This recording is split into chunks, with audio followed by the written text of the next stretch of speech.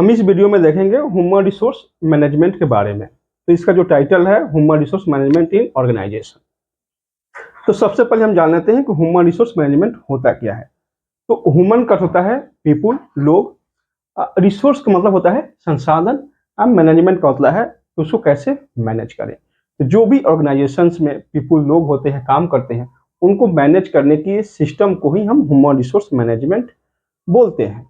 ऐसे देखा जाए तो कंपनी में रिसोर्सेज बहुत होते हैं, जैसे प्लांट एंड मशीनरी, जितने भी बहुत से, जैसे बिल्डिंग मशीनरी, ये बहुत से चीज़ें हैं, कंप्यूटर, लैपटॉप, ये जितने भी चीज़ से कंपनी में काम होता है, यूज होता है, वो सबको हम रिसोर्स बोलते हैं। लेकिन उसमें से एक जो चीज़ है ह्यूमन, उससे हम बोलते हैं ह्यूमन रिसोर्स मैनेजमेंट।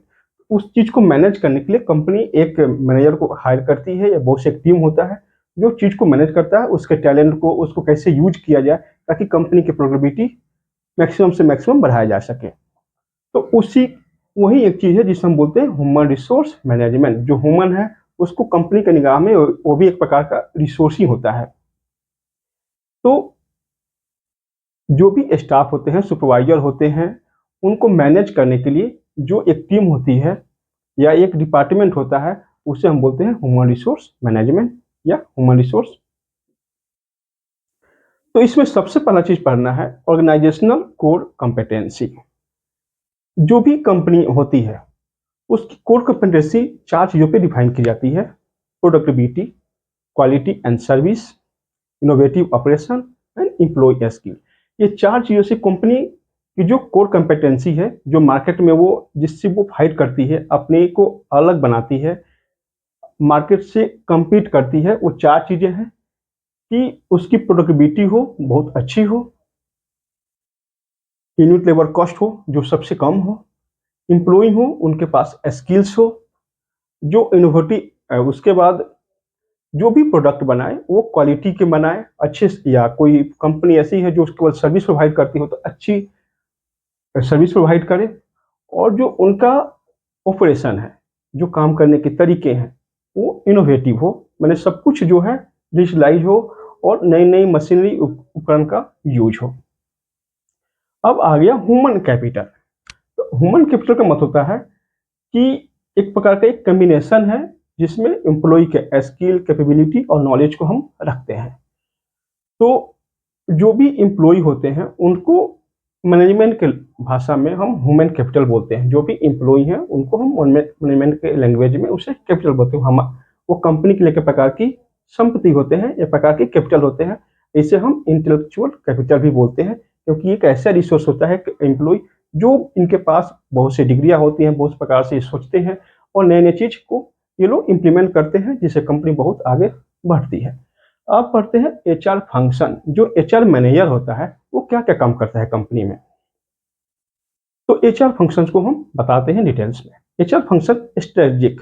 जो एचआर मैनेजर होता है वह स्ट्रेटेजिक काम करता है कि कंपनी के लिए क्या चीज़ नया लाए जिससे कंपनी की ग्रोथ हो, मार्केट में compete करे। उसके चीज़ है, बाद सेकेंड आता है ईओ, इक्वल एम्प्लॉयमेंट अपॉर्चुनिटी। जो भी कंपनी में एम्प्लॉई हैं उनकी सैलरी बराबर हो, उनकी प्रोडक्टिविटी के लिए काम किया जाए, कोई उनके साथ भेदभाव ना हो, तो उससे हम बोलते हैं इक्वल एम्प्लॉयमेंट अपॉर्चुनिटी। इसके लिए बहुत से लॉ है जिसे हम बोलते हैं EO law. Organisational culture. Culture होता है कि उस ऑर्गेनाइजेशन में कैसे लोग रहते हैं, उनके बिलीफ क्या है, वो एक दूसरे से कैसे बिहेव करते हैं, किसी चीज़ के बारे में कैसे उनका रिएक्शन होता है, तो उसे हम बोलते हैं ऑर्गेनाइजेशन कल्चर। कि जो उसमें लोग होते हैं, काम करते हैं, उनको कंपनी के प्रति क्या बिहेवियर है, कैसे बिलीव करते हैं, कैसे रिएक्ट करते हैं। प्रोडक्टिविटी। प्रोडक्टिविटी का मतलब होता है कि जो भी इम्प्लॉई है उनकी आउटपुट क्या है, उनकी यूनिट लेबर कॉस्ट क्या आता है, वो कैसे काम करते हैं, जो उनकी प्रोडक्टिविटी है, जो आउटपुट है, उनके एफर्ट को डिवाइड करेंगे तो उनकी प्रोडक्टिविटी निकलती है। अगर कोई मेसन दिन भर में कितना ब्लॉक लगाता है, अगर कोई मेसन है, प्लास्टर मेसन, दिन भर में कितना वो प्लास्टर का काम करता है, और कोई टाइल मेसन है तो कितना मीटर टाइल लगाता है, तो उससे अगर वो ग्रुप में करते हैं तो टोटल उनकी जो प्रोडक्टिविटी है दिन की, उनके एफर्ट्स नंबर ऑफ पीपल पर डिवाइड करेंगे तो उनकी प्रोडक्टिविटी निकल जाएगी। ऐसा हर एक कंपनी करती है ताकि अपने एम्प्लॉय की प्रोडक्टिविटी को चेक करे। तीसरा, ये चौथा चीज़ है, ये सोशल रिस्पॉन्सिबिलिटी। बहुत से कंपनियां हैं जो उस जहां ऑपरेट करती है वहां की सरकार के प्रति, वहां की वातावरण के प्रति उससे कुछ रिस्पॉन्सिबिलिटी होती है जिसमें काम करती है, ताकि वातावरण को, वहां की इन्वायरमेंट को बचाया जा सके, इन्वायरमेंट फ्रेंडली काम किया जा सके। मैंने एक कंपनी में देखा कि वहाँ की एक कंपनी थी जो सफाई के लिए अपने एम्प्लॉय को भेजती थी, ताकि उस लोकल एरिया में एक दिन सफाई किया जा सके, ब्लड डोनेशन किया जा सके, ताकि लोगों की वहाँ जान बचाया जा सके। तो बहुत से कंपनी है जो सोशल वर्क करती है। अब हम देखेंगे एम्प्लॉय इंगेजमेंट। बहुत से कंपनी हैं जो अपने एम्प्लॉय को बहुत प्रकार के बेनिफिट प्रोवाइड करती है, जिससे एम्प्लॉय उस कंपनी में लंबे समय तक काम करते हैं। जैसे उनको टाइम पे सैलरी, बहुत से medical facility, leave, sick leave, paid, तो ऐसे बहुत से चीज़ें जो कंपनियां प्रोवाइड करती है, जिससे वहाँ के जो एम्प्लॉय हैं उस कंपनी में लंबे समय तक रुकते हैं। उसके बाद है इथिकल बिहेवियर। इथिकल बिहेवियर ये है कि बहुत से एम्प्लॉय होते हैं तो उस कंपनी में उनकी जो एक्टिविटी होती है बहुत एक प्रकार की डाउटफुल होता है, जो हर एक चीज़ को मिसप्रेजेंट करते हैं। जैसे बहुत से कोई एम्प्लॉय 2 घंटे काम किया और अपने सुपरवाइजर को बताया कि 4 घंटे ओवर टाइम किया है, या एक अटेंडेंस को वो एक एब्सेंट रहा, अब उसको अपने अटेंडेंस को प्रेजेंट करा लिया। तो इस प्रकार के एक्टिविटी को हम बोलते हैं इथिकल बिहेवियर। उसके बाद आता है rational organisational cost pressure and restructuring. कभी कभी ये देखा जाता है कि कंपनी अपने एम्प्लॉई को के सैलरी को, मेडिकल को, बहुत सी चीज़ों को पे करते करते उसके जो कॉस्ट होता है वो बहुत ज़्यादा बढ़ जाता है। जैसे नए नए एप्लीकेशन को लाना, नए नए चीज़ों को लाना, सैलरी देना, उनके और से जो पर्क हैं उनको प्रोवाइड करना, इस प्रकार के कंपनी का जो कॉस्ट है बहुत ज़्यादा बढ़ जाता है। तो इस चीज़ों को कम करने के लिए कंपनी क्या करती है, अपने कॉस्ट को कम करती है और कंपनी को रिस्ट्रक्चर करती है।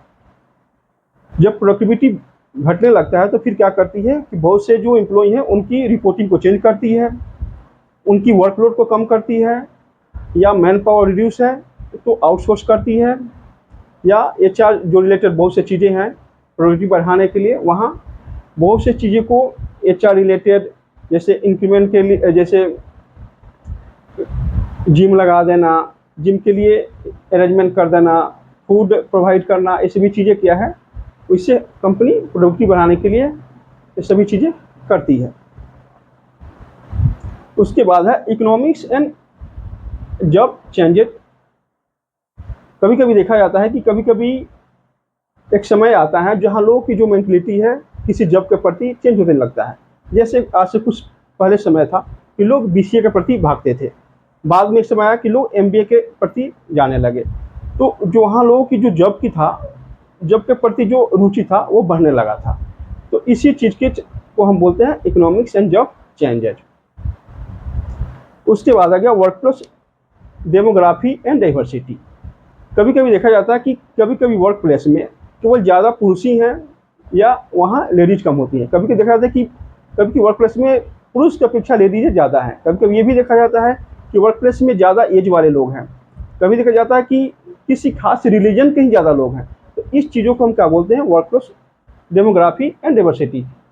या कभी कभी देखा जाता है कि किसी कंपनी में किसी एक खास एरिया के ही लोग हैं या किसी खास एक कंट्री के लोग हैं। अगर जो कंपनी ग्लोबली ऑपरेट करती है, विदेशों में काम करती है, तो ऐसे जो नियम है कि किसी भी कंपनी को हर एक देश से मैन पावर को हायर करने का, लेकिन बहुत से कंपनियां हैं जो किसी एक ही कंट्री से हायर करती है। तो इसी को हम बोलते हैं वर्कप्लेस डेमोग्राफी एंड डाइवर्सिटी। इस चीज़ को मैनेज करना ताकि एक समुदाय के लोग, एक रिलीजन के लोग, चाहे वर्क प्लेस में जो ज़्यादा एज है उनको ना रखा जाए, सब कुछ मैनेज किया जाए। क्योंकि ज़्यादा एज के लोग रहेंगे तो एक ही बार रिटायर होंगे तो बाद में कंपनी के लिए मुश्किल हो जाएगा, ताकि फिर से कहाँ से नए बंदों को लिया जाए और उतना ट्रेंड किया जाए। और तो इस चीज़ को बोलते हैं वर्कप्लेस डेमोग्राफी एंड डाइवर्सिटी।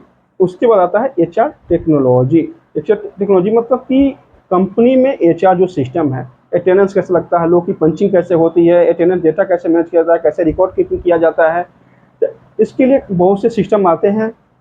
तो वो कंपनी कैसे यूज करती है।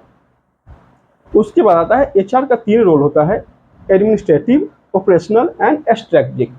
तो एडमिनिस्ट्रेटिव होता है कि जितने भी एम्प्लॉई हैं उन पे एक प्रकार की उनके लिए पॉलिसी बनाना, उनके लिए कोई भी एम्प्लॉई अगर कंपनी की पॉलिसी के हिसाब से काम करता है उसको पनिशमेंट देना, ये सभी एडमिनिस्ट्रेटिव, रिकॉर्ड कॉपिंग के काम करना, ये सभी जो काम है एडमिनिस्ट्रेटिव वर्क होता है। ऑपरेशनल, जैसे प्रोजेक्ट में मैन पावर का शॉर्टेज है, बहुत से चीज़ें हैं जो प्रोजेक्ट से रिलेटेड है, जो हेल्प हो, उसको हम ऑपरेशनल रोल बोलते हैं। स्ट्रेटजिक मतलब कि कंपनी के लिए पॉलिसी लाना, उनके लिए बहुत सी चीज़ें को नया जो इम्प्लीमेंट हुआ उस चीज़ को बताना, ये स्ट्रेटजिक रोल होता है। तो ह्यूमन रिसोर्स मैनेजमेंट ऑर्गेनाइजेशन इतना ही चीज़ें होता है जो कंपनी ऑपरेट करती है।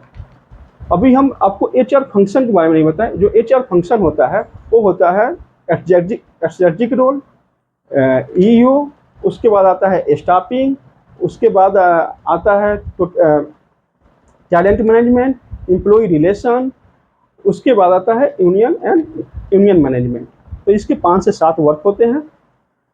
तो हमको इस वीडियो में बस यही देखना था कि ह्यूमन रिसोर्स मैनेजमेंट ऑर्गेनाइजेशन क्या क्या होता है, जिसमें हम ऑर्गेनाइजेशन कोर कैपेसिटी देखते हैं, ह्यूमन कैपिटल देखते हैं, उसके फंक्शंस देखते हैं, प्रोडक्टिविटी देखते हैं, सोशल इंस्टीट्यूट देखते हैं, कस्टमर सर्विस देखते हैं, एथिकल बिहेवियर, ऑर्गेनाइजेशन कल्चर देखते हैं, कॉस्ट स्ट्रक्चर देखते हैं, और एचआर का जो 3 रोल होता है इसमें यही देखते हैं, ऑपरेशनल, स्ट्रेटजिक और एडमिनिस्ट्रेटिव।